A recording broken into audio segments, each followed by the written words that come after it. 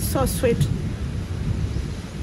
Maisha ni marahisi sana katika mahusiano ukishamjua mtu au ukijua nini maana ya mahusiano. Yes.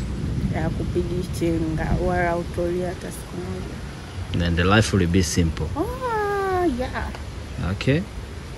Kwa crying nyingi ni kwa sababu watu hawajajuana. Yes. Okay. Yaani unakuta kuna huyu anataka kile, huyu anataka kile, kunatokea lugha gongani. Okay. Nisema metafaruku. Ndoa zinavunjika, mahusiano yanavunjika. Hasa mimi daktari wa mapenzi niko hapa mbele yenu kuwapa nondo za maisha. Mahusiano miezi miwili yameisha. Mahusiano miezi miwili yameisha. Kwa sababu gani? Watu hamjajua jinsi ya kuishi na wapenzi wenu, hamjajua jinsi ya kuishi katika mahusiano. Okay, let's go. Kwa mfano tunataka kusort problem ya mahusiano. Okay. Yaani nyanja za msingi ngapi ambazo ni lazima watu wakae wazidiscuss kwa undani? Solution o tuseme nini? Advice. Okay. Ukitaka kujua au kusolve matatizo ulionayo katika mahusiano yako, inabidi ujitambue wewe kwanza. Yes. Huwezi ukasolve kitu hali ya kuwa hujatambua wala hujatambua nafasi yako katika huo uhusiano. Okay. Okay, I get you. Kwa mfano nataka nikutoe kidogo kwenye relation. Life contain many things. Kuna mahusiano lakini pia kuna maisha ya ajira, utafutaji. Kwa mfano maybe twende kwenye utafutaji. Sura hii ya sasa. Twende kwenye hustle. Katika hustle. Kwenye hustle unakuta kuna vijana wengine maybe ana kazi lakini hana mafanikio. Ana kipato tu cha kawaida lakini hana mafanikio. Inatokea pale mtu anakuwa anafanya kazi lakini bado hata yeye inakuwa hajajitambua bado. Kwa sababu unaweza ukawa unafanya kazi, unapokea mshahara wako, hujui mshahara ufanyie kitu gani. Unakuwa unautumia labda kwa anasa maybe. Unakuta mtu anafanya vitu bila kushirikisha serikali yake. Okay. Lazima ujue nafasi yako ulipo na lazima ujue maisha yanaendaje kwa sasa hivi. Mtu inabidi ufanye kazi ukiwa unajua outcome kwamba natafuta nini.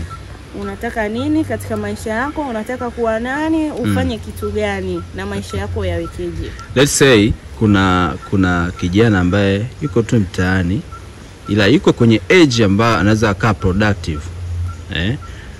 Hana hatua yote. Either anayo elimu au hana elimu lakini hachukui hatua zozote za kufanya kazi. Either haoni fursa au labda ni anachagua fursa. Unahisi huyo mtu unaweza kumwambia nini? Yaani mtu kama huyo tunaweza tukamsaidia kwa namna moja au namna nyingine. Kwa sababu gani? Fursa zipo mtaani, sio kwamba hazipo.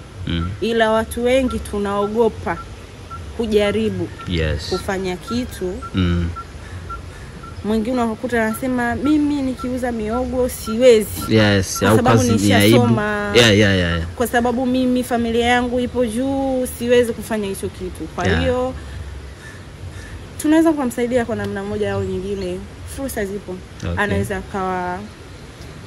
akauza chochote. Yaani unajua kwa sasa hivi kila kitu ni fursa. Let's say nasema umsaidia fursa 5 za haraka ambazo hazihitaji mtaji mkubwa sana, yani na anaweza kufanikiwa. Okay. Let's go. Yes, let's go. Number 1. Number 1. Unaweza ukauza hata matunda. Kwa mtaani. Juice. Yes. Unaweza ukafanya biashara zako ndogo ndogo hata ukakaanga miogo. Hiyo nayo ni fursa. Labda kwa mwanaume tuseme kuna watu hata sasa hivi wanauza hata nyama barabarani na ananunua nyama zake za anatuuzia 200. Lakini zote hizo ni biashara na watu ambacho hatujui. Yes. Kitu kikubwa. Kila mfanyabiashara anaanzia chini. Yes, for real. Tunaanzia chini ndipo tunafika huko juu. Ila endapo una malengo, lakini kama wewe utakuwa mwenzangu na mimi unaona aibu. Tutaishia huko chini. Okay. So kwa mfano kuna kijana ameona hii video. Na anataka kupata mwendelezo. Afanyaje? Yaani anataka kupata huyu ni nani na nampataje ili niweze kuona content zetu. Mimi naitwa Faustine Mshibena aka Red Face Queen of Queen. Tupo Uwamda TV. Karibu katika channel yetu ya Uwamda. Utazipata video zote, miendelezo zote. Tupo YouTube, Instagram, TikTok, Facebook and others.